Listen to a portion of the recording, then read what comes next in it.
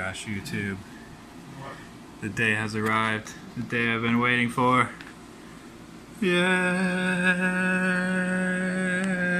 What's up, YouTube? So, as you saw in that little teaser clip, I just went to Pet Supply Plus and took part in their $1 per gallon sale. So, in this video, I'm going to show you guys what I got. I also ordered some crushed coral from Amazon because I want to increase or stabilize the pH and increase the level of hardness in my guppy tank because their fins are looking a little like the water's too soft. And I figure it won't hurt anything to put it in there. So I've got a bag of that we're going to put in. And also, as I said, I got 3 new tanks that I'm going to show you guys. There's no fish in them or anything, but it's still cool. So the first thing I'm going to do is mark off my auto water system valve where the correct flow rate is, and then shut that off so that I can drain the main guppy tank down to a low level and get to work. I'll put a video up here. I think it's up there. Yes, up there. So that you can watch the video where I calibrated the auto water change system if you're interested in that. Alright guys, I'm going to go ahead and mark it off and we'll get to work. Alright guys, I don't know how well you can see this because of the lighting, but this is the saddle valve I have attached to my water pipe, which feeds my auto water change system. I'm going to use this Sharpie and put a little mark there so that when I turn it back on I can line up the marks and return to the same rate of flow that I have it currently set at. I need 2 hands to do this properly, so I'm going to go ahead and do that. And I don't think you'll be able to really see it on camera anyway because it's too dark. But that's what I'm doing right now. Okay, I shut off the valve, which means that this drip line should be off. And as you can see, it is. That's good. I'm going to go ahead and put that back, hidden in the pothos. And the next step is going to be for me to get out my python and drain this tank probably down to just above the top of that taller sponge filter. And that's going to allow me to put this substrate in more easily and also rearrange the pothos roots in the process so that they can, instead of just floating randomly, I'm going to try to get them bedded into the substrate. One thing you'll notice is I removed all the guppy grass. I feel like there's enough, or not the guppy grass, the Easter grass, excuse me. I feel like there's enough of pothos roots now that any fry who are born are going to have plenty of places to hide. The larger guppies weren't going into the grass ever. Even the fry, now that they're a little bit bigger, weren't going in there. It was just a hiding place for snails. And it was basically just taking up a huge chunk of space in the tank and making it unusable for the fish. So, hopefully when she gives birth, which she's putting on a lot of size and girth recently, so hopefully once she gives birth, the fry will just hide, up in here until they're big enough to avoid getting eaten. Here's the crushed coral that I got. It's, let me put it in the light. Geomarine, Carib Sea, Florida crushed coral. I don't know, had pretty good reviews on Amazon. It was cheap, 2-day free shipping, can't beat that. A lot of people said they'd used it for guppies or to make their water hardness go up, so should do the trick for me. I've never bought crushed coral in the States before, only in China, so. Ooh, look at this pothos leaf. This thing is insane. It's like the most healthy pothos I've ever seen. Look at that. I can fit my entire big 6'4" man hand on it.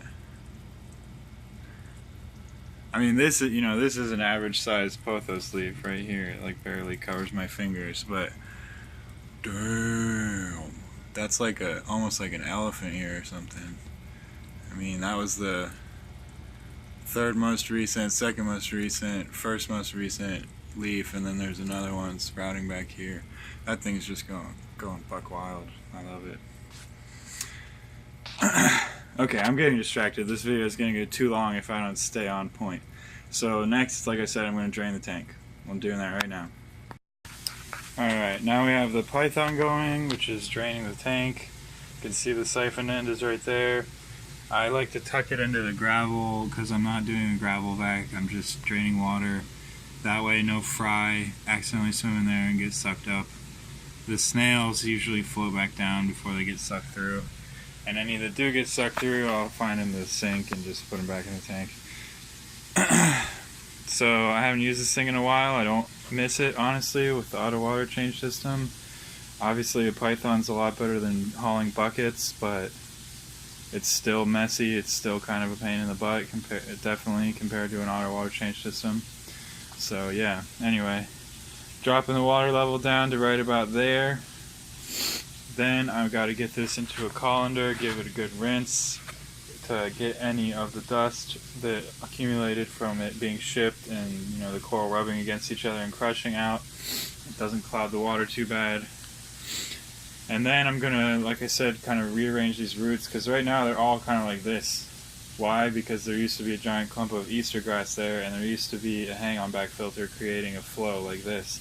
So all the roots drifted this way over time, and then some of them have planted themselves here in the substrate. What I'm going to do is spread them out so that they're going straight down from the plant that they're underneath, and hopefully get as many root ends as possible actually buried in the substrate, held down with this on top of it so that they don't come loose. And basically, as this continues to fill in, this whole tank is just going to be full of roots, and the top is just going to be exploding with greenery, which is basically about as natural as you can make it for these guys, with the constant water flow through. It's like a lagoon or a stream, which is, you know, is what they would be in their natural habitat. The roots of plants, you know, whatever. It's going to be nice for them. And then the crushed coral is hopefully going to prevent, you know, pieces of color flaking off their fins. Or this guy, I don't know, I think he's been fighting because he got a big split down his fin, unfortunately. I can't wait until the fry are a little bit older and I can sex them out accurately so that I can get rid of some of these males, because there's just too much testosterone in this tank. This poor girl is being bred 24/7, as you can see, 3 of them on her right now. And then the males are constantly fighting for dominance, and, you know, it's just not a good situation. So hopefully very soon, in the near future, I will be doing some culling, and by that I mean either giving away or selling fish to remove them from the colony. Alright, well, this is going to take several minutes to drain. I'm going to let that go and then go rinse the coral in a colander in my sink. I'm not going to film that. I mean, if you can't figure out how to rinse something in a colander, then my channel is not going to be able to help you anyway. And after I've rinsed off the coral, I'll come back and show you what it looks like after I put it in the tank. Okay, while we're waiting for the tank to drain, I guess I can talk about the new aquariums that I bought. This is one of them. They're all Aqueon black tanks. This is a 5-gallon. I'm going to use it for a hospital tank or quarantine if I need to separate anyone out for some reason. So that'll be very useful. And then I guess I can talk about this real quick too. I'm growing all these plants basically aquaponically using water from the guppy tank. Whenever they need water, I take water from the tank, which is fertilized by the fish, and manually put it in here. So that's nice. It makes the whole thing just look nice. So yeah, I got this 5-gallon tank, and then I'll pull out the other 2 more that I got. Alright, I actually just pulled out one because they're the same. This is the other kind I got. It's a 20 tall, I think they call it, as opposed to a 20 long. I've got a couple of those. I'm going to be moving soon, and we're buying our own house, and we'll have a lot more space to expand the fish room, hopefully. fish closet, fish something, fish garage, and that means I'm going to be, you know, accelerating my breeding, getting in more fish, etc., etc. So, exciting things to come over the next several months. This was what I originally wanted to do almost a year ago, and it's just taken that long for life to come together and make it happen. But 2 new 20-gallon tanks, new 5-gallon tank, and if you look over here, you'll see that we're right about at the water level I was talking about. So I'm going to go ahead and turn off the python and start getting this gravel ready to go. Alright everyone, I got the crushed coral in a colander, rinsed it all out. It's in quite small pieces. So next I'm going to start spreading these roots and evening them out, and then I'm going to move the sponge filters, put some of the crushed coral there, move them back, and then spread the rest evenly across the bottom. There could be a slight issue with the fish putting this much in a normal tank. I wouldn't do this because it's going to cause the water chemistry to change pretty rapidly.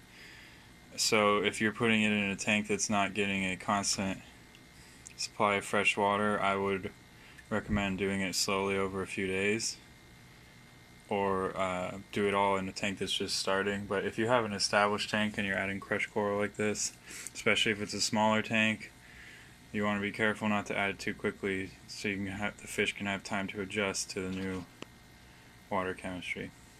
So I'm going to go ahead and add this to the tank now. Alright guys, this is what happens when you don't follow your own advice well enough. I'm sure you can see how cloudy that water is. It looks like milk. I apparently did not rinse this enough. I thought I gave it quite a thorough rinsing, but it's still putting off like mega cloudiness, and I'm worried that the fish are going to have an issue with the rapidly changing water chemistry, so I ended up only doing just under a half of the tank right now. Also, I have way too much, so I'm probably going to do about that thickness the whole way down. That's maybe an inch, a little under an inch. So then I'm gonna wait for the water to clear out. I turn the valve back on so there's water feeding into the tank. I turn the heater back on. Once this water is clear again, probably in a few hours, I'm going to continue to like plant roots like I did with that one, and spread the roots out, push them down, cover them with the crushed shells, and it's probably going to be an all-day project now because of the cloudiness, but I will come back when we're all done and show you what it looks like. I think it'll look good with the fish too, because a lot of them are black and they just blend into the black substrate. Obviously these guys have bright white tails, but I think it looks good. It's contrast, or not contrast, whatever, matches, so it looks good. Anyway, we'll be back later with finished product. Alright YouTube, we are back. It's actually the next day since the last clip. It just took me that long to slowly and carefully spread the crushed coral along the bottom of the tank, letting the water clear out each time so that I wasn't overwhelming the fish with too many rapid changes. So overall, I think the tank looks really good with the Easter grass out and the roots spread out a little bit and planted. My wife even commented that it looks good, and she doesn't give a single crap about fish. So that's good. It's a lot easier to see the animals. You can see how many snails there are and how they're all congregating under the brine shrimp drip. Blah, blah, blah, if I could speak English. The brine shrimp drip. Every time they pull brine shrimp out and they drop it, it lands right there. So that's why there's tons of snails there. Another reason I added this crushed coral, not just for the guppies, but for the snails. I'm hoping they're all really calcium deficient. You can see their shells are like jacked up. They're all white and thin. If you accidentally like touch one, they just pop and like die instantly. So even that big guy's the last big one holding on. All these other ones are like, you know, medium size, and then they get bigger and they just die. So I'm hoping, I've tried various things to solve this, like feeding them food that drops to the bottom, and like giving them calcium tablet things that sink in there and sit in there that they can chew on, and nothing has changed it. It's either a water chemistry thing or the fact that there's just so many snails that even I can't really make a dent in it by supplementing them. So I'm hoping now that the entire substrate is basically shells, coral, calcium, aragonite, whatever, for them to munch on, that maybe it will improve their health, and if not, it's definitely going to be better for the fish. It's a lot easier to see the fish too, because they're mostly black, except for the males. But even the males are easier to see because the white of their tails is not the same color as the white of the substrate, so it's very easy to pick them out now. So you can see this, I'll show you the thickness. I don't know if it'll show up, hopefully. Yeah, it's kind of dark, but that layer is the Eco-Complete and poop.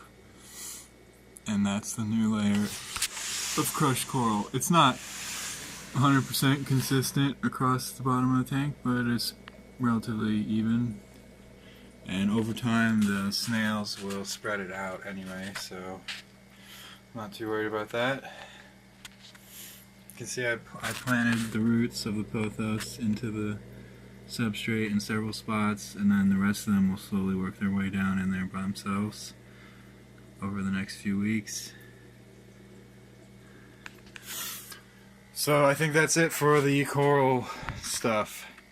The next thing I'm gonna do, I believe, is start separating out males into this 5-gallon tank. I'm gonna set this up as a bare bottom holding tank with a heater and this smaller sponge filter, and then there's a little piece of pothos leaf in there, and then I'm going to start scooping out males into the 5-gallon tank until I think I've gotten all the males out. Then I'm going to count my females, compare my males, choose which ones I want to continue breeding with, and if I have 5 females, I'm going to take the 5 best males out of here and put them back in with the 5 females. Also, the other reason for doing this is this poor pregnant female who's hiding under the leaf right here is constantly under attack by these males. And the males are, like I said before, are fighting anyway. So I need to get them out of there and give her a chance to have a peaceful environment to give birth, because she's been pregnant for a while. She's getting to a big size, so she should be giving me fry soon. Alright guys, my wife's calling me off camera. I don't know what's up, so I need to go talk to her, and I've said everything I need to say. So thanks for watching. If you like it, please give a thumbs up, and if you want to stay tuned for more, don't forget to subscribe. Bye. See you next time.